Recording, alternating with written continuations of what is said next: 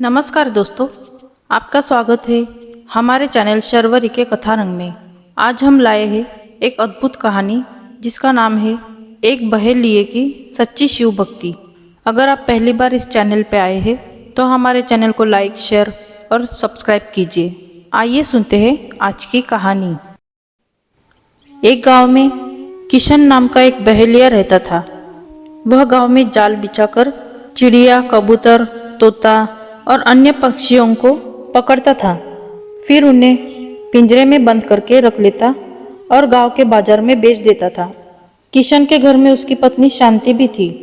शांति भगवान शिव की भक्त थी। वह दिन रात भगवान शिव की पूजा करती थी। शांति अपने पति के काम से खुश नहीं थी। एक दिन उसने किशन से कहा, सुनो जी, तुम जिन पक्षियों को पकड़कर बेचते हो, इससे उन्हें कितनी तकलीफ होती होगी। उसकी बात सुनकर किशन हंसने लगा और उसने कहा, तुझे कैसे पता इन्हें तकलीफ होती है? इन्हें बाजार में बेचने से मुझे अच्छे पैसे मिलते हैं। यह सुनकर शांति रोने लगी।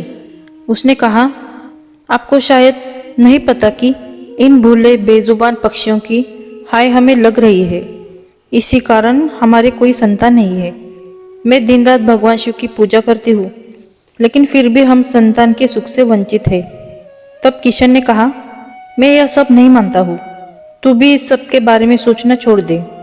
यह कहकर किशन पक्षी पकड़ने चल देता है। शाम को किशन पिंजरे में पक्षियों को लेकर आता है और झोपड़ी में रख देता है। अगले दिन फिर से किशन पक्षियों को पकड़ने चला जाता है।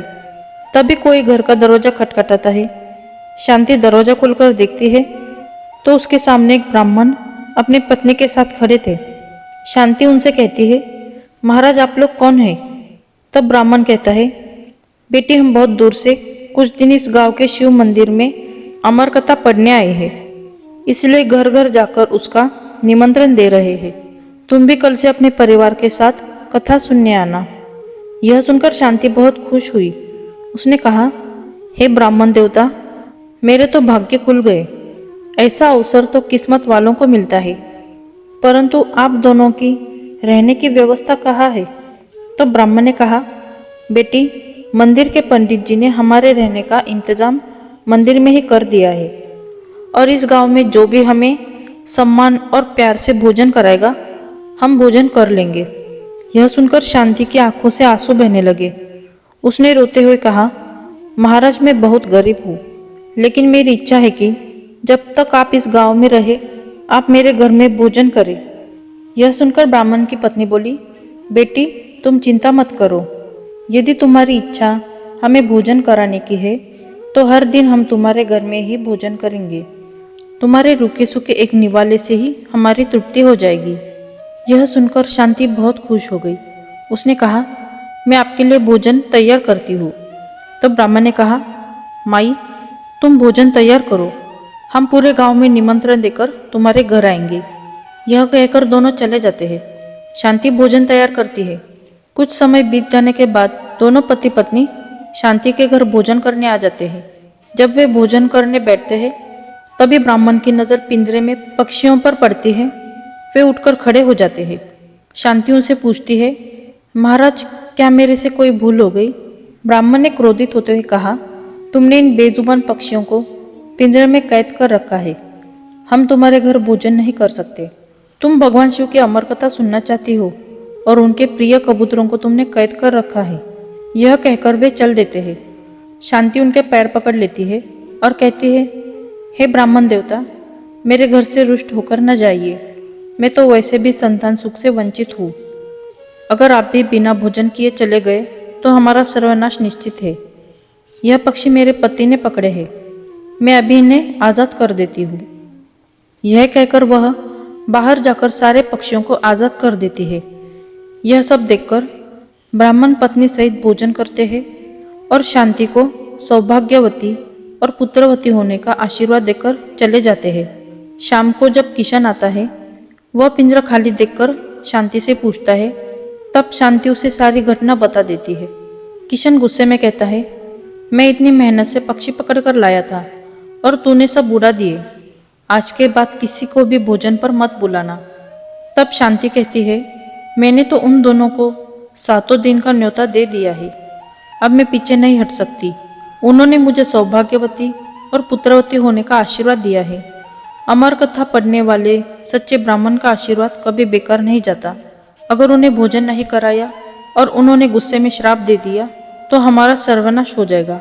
आप केवल 7 दिन तक पक्षियों को मत पकड़ना, बाद में जो चाहे करना। किशन को हारकर उसकी बात माननी पड़ी। वह बेमन से 7 दिन घर पर ही रहने लगा। हर दिन ब्राह्मण और उनकी पत्नी भोजन करने आते। उनके आने से पहले किशन घर से चला जाता। उसे यह सब पसंद नहीं था। शाम के समय शांति कथा सुनने जाती। वह किशन से भी चलने को कहती, लेकिन किशन मना कर देता था। इसी तरह 6 दिन बीत गए। रात को शांति ने किशन से कहा, आपने मेरे कहने से 6 दिन पक्षियों को नहीं पकड़ा, बस आप मेरी एक बात और मान लीजिए। किशन ने कहा, क्या बात है? वैसे भी मैं केवल कल ही घर पर रुकूंगा, परसों मैं अपने काम पर जाऊंगा। तब शांति ने कहा, कल अमर कथा समाप्त हो जाएगी। मैं चाहती हूँ आप कल मेरे साथ मंदिर में कथा सुनने चले और वहां से वापस आने के बाद ब्राह्मण और उनकी पत्नी को अंतिम बार भोजन कराकर उनसे आशीर्वाद ले। क्या पता उनके आशीर्वाद से हमें संतान का सुख मिल जाए। किशन उसकी बात सुनकर अगले दिन कथा सुनने चल देता है। मंदिर में कथा सुनते सुनते किशन की आंखों से आंसू बहने लगते हैं। शांति के पूछने पर वह कहता है, भगवान शिव ने जिन कबूतरों को अमरता का आशीर्वाद दिया, मैंने जीवन भर उन्हें बेचकर अपना जीवन नरक बना लिया। कथा समाप्त होने पर वे दोनों घर आ गए। किशन का मन निर्मल हो गया था। उसने शांति से कहा, मैं आज से ही यह काम छोड़ दूंगा और मेहनत मजदूरी करूंगा। कुछ देर बाद ब्राह्मण और उनकी पत्नी भोजन करने आए। किशन ने उनका स्वागत किया, उन्हें भोजन कराया। उसके बाद किशन ने अपने मन की सारी बात उनके सामने रख दी। तभी ब्राह्मण और उनकी पत्नी भगवान शिव और माँ पार्वती के रूप में प्रकट हो जाते हैं। भगवान शिव कहते हैं, तुम्हारी पत्नी की भक्ति देखकर हम तुम्हें संतान सुख देना चाहते थे, किंतु तुम्हारे पाप के कारण यह संभव नहीं था, इसलिए हमें तुम्हारा मन बदलने के लिए वेश बदलकर यहाँ आना पड़ा। यह सुनकर दोनों पति पत्नी रोने लगते हैं और उनके चरणों में गिर जाते हैं। भगवान शिव और माँ पार्वती उन्हें पुत्रवती होने का आशीर्वाद देकर अंतर्ध्यान हो जाते हैं। भगवान के आशीर्वाद से उनके घर एक सुंदर कन्या का जन्म होता है। कन्या के आने के बाद उनके दिन बदल जाते हैं, वे काफी धनवान हो जाते हैं। दोस्तों, अगर आपको यह वीडियो पसंद आया हो तो लाइक करें, शेयर करें और हमारे चैनल को सब्सक्राइब करें, ताकि आप हमारी और भी ऐसी रोचक कहानियां से मिल सके। मिलते हैं अगली वीडियो में। धन्यवाद।